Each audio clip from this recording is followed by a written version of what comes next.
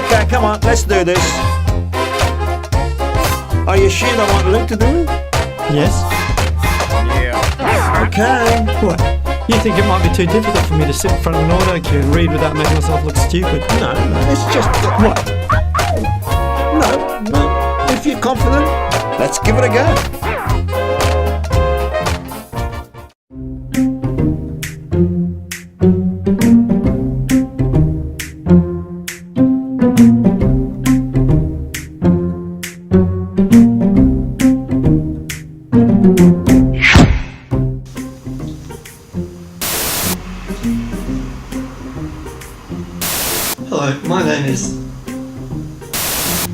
Hello, my name is...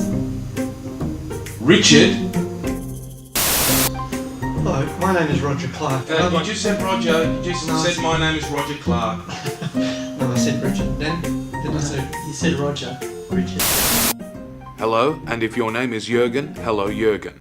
My name is irrelevant, and I'd like to be able to tell you how to make yourself many times cleverer, better looking and healthier than you are currently.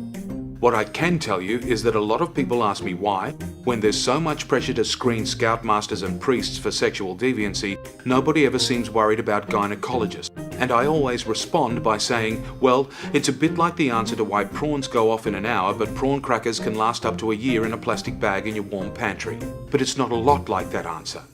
The question I wish more people apart from representatives of the Australian Tax Office would ask me is, do you know what fly art is? And why, according to the paperwork currently before the courts, is it managed by this child in the Cayman Islands?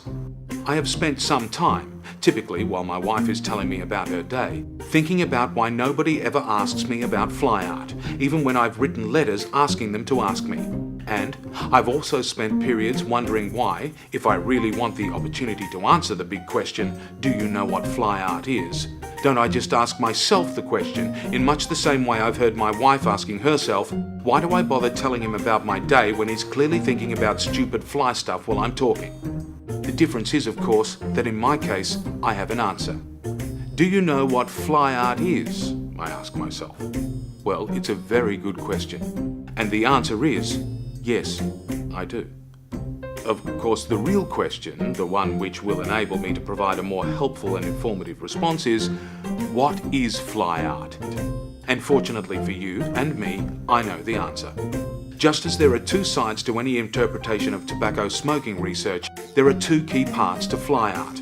The first of these, often mistakenly referred to by dyslexics as part 2, is fly.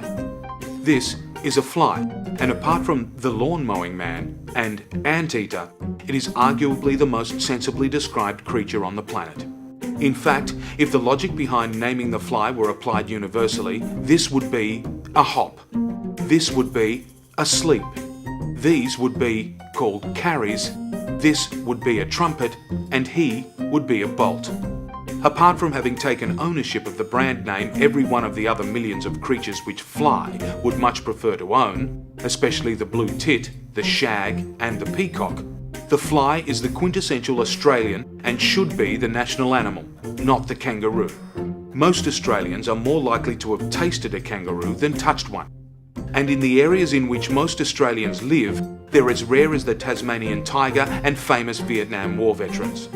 Yes, there is only one thriving icon of our national persona, which is far more prevalent than all the cute and cuddly strangers venerated on our coinage and in our sanitised folklore. It's the indefatigably friendly, uninvited guest at countless barbecues from Darwin to Port Denison. It's the ultimate egalitarian, which has greeted boat people from Europe and elsewhere and met pop stars and visiting heads of state with identical enthusiasm and respect. It's the small, unignorable irritant which has distracted most of the nation's sporting greats. Don Bradman, Rod Laver, Greg Norman have never had their concentration challenged by an irksome kangaroo, an attention-seeking wombat or a thirsty koala, let alone having had to wave them away during crucial moments of international import.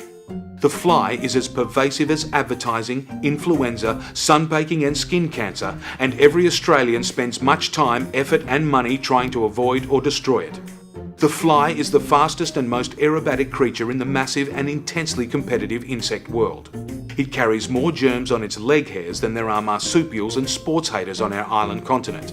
It thrives, creating as many as 25 generations in a single season, wherever humans survive and cows defecate.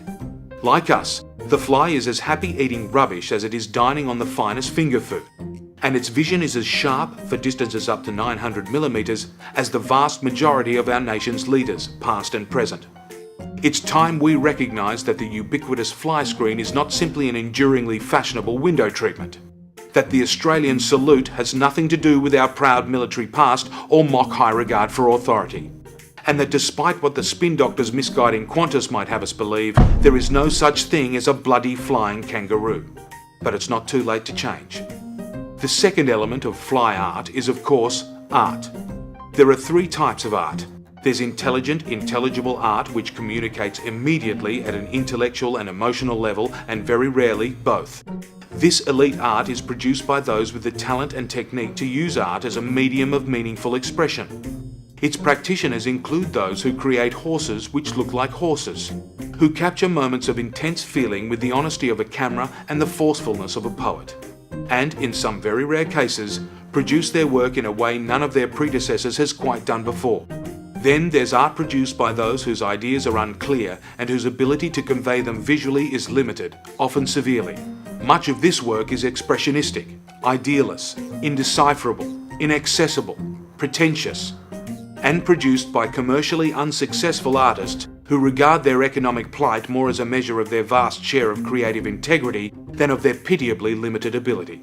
It's the art we all look at in galleries and then step away from without having changed our facial expression and without having been inspired to think about anything other than what the next one along will look like. And then there's fly art. Fly art is for those who regard work which results in them asking, "What the hell is that all about?" as a failure. It's for the discerning few who understand the principles of great design and love seeing them applied in everything they acquire. This is fly art, and it's for anyone who loves what Australia is and, at its best, stands for. It's for people who recognise that most art can't make them smile or laugh, and that fly art does. It's probably not going to match your carpet or your curtains unless they don't match either. Your rich friend's trophy partner will think less of you for hanging it on your wall, even in the toilet. Premium wine label devotees and Rolex wearers will hate it, and many others will find the idea of having dead Australian flies on your wall disgusting. But all these failings are what makes it so appealing, especially to weirdos like you. Which piece in the fly art gallery do you like most?